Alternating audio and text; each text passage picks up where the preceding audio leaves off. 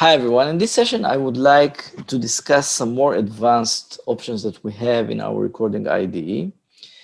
And until now we have been talking about action commands, verification, inputs, outputs, but we also have the option to use control commands in our recording IDE, specifically if and while, which enables us to add conditions and even loops to our recording script. In general, we do not recommend to complicate the recording, so we recommend to keep it as simple as possible because it will make it more stable and more easy to maintain. But in some cases, there is no choice and I do need to use these control commands. To demo it, let's say, just for the sake of this demo, that I want to create a service that instead of capturing the first 10 lines of the absences table, I want to paginate to the next 10 lines and capture this data. But of course, I only want to do it in the case that I do have more than 10 lines. I mean, I can get into a user that only has 8 lines, and then if I try to click the next 10 buttons, probably it won't be there and I will fail. So I want to create a scenario, a script, where I first check if I do have a pagination, I do have a button which enables me to paginate to the next 10 lines, and only then click it and bring the data. So let's create a new script, a new test case. I'll copy the original script, which brings us the first page, and modify it.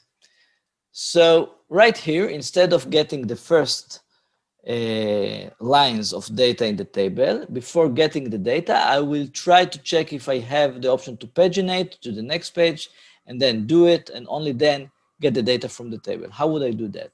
I will insert a command here, and first I will check if this button exists. So I will use a command store element present, which enables me to check whether specific element exists. And I want to check if this one exists. And then I will store the result in a variable that I will call next exist. The next thing to do is to add the condition. So let me add a new command called if. This is my control command. In the condition, I will say if next exists, which is the results of the previous command. And if it exists, I will click it. Sorry. Click and wait. I will click the next command. And then I also need to close the if block. So I have and if. And now let's see what happens. What I expect to happen is that I will get into this page, but instead of taking the first 10 lines, I will check if this next button exists. It will exist. I will click it and get the data of the next rows. So I'm getting in. I found that it exists. I did paginate, as you can see here.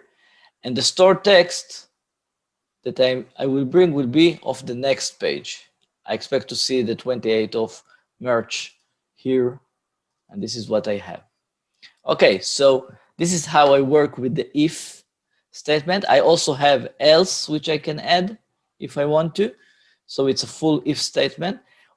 One thing that I want to note, I can't nest if inside another if. I mean, there is only one level of nesting. Don't try to start an if section and then inside of it add another if section. It won't work. Now, let's say that I want to do something even more complicated. Let's say that I want to capture the last page. That is, I want to press on this next button until there is no next button. That is, until I reach the end of the pagination, and only then take the table. So I will replace this if with a loop, with a while. Instead of if, let me remove that first. And now I will wrap this click with a while statement saying, while I have this pagination button, I want to click it. After I click it, I need, of course, to check again that the pagination button still exists.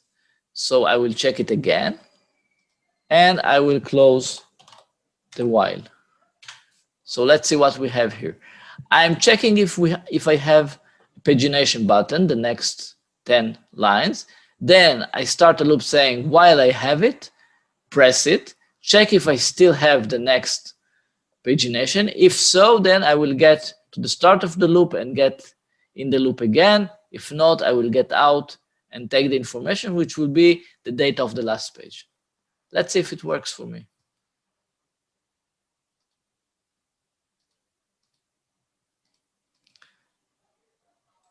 Let's try to edit again.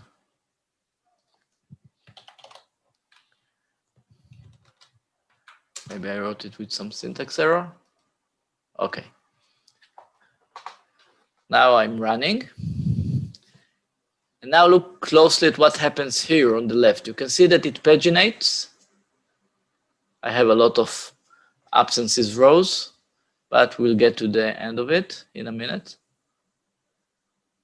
And once we will get there, we will get out of the loop. Here it is, and we will take the data of the table. So if I look at the stored var, I see that I took the 12th of August. So this is a demo of how I can add some control commands and make my recording script a bit more complicated and do some more complicated use cases. Again, we recommend to use it only in cases that I must do it. It is much better to keep my recording script more simple, to make it as stable as possible and as simple to maintain as possible. Thank you.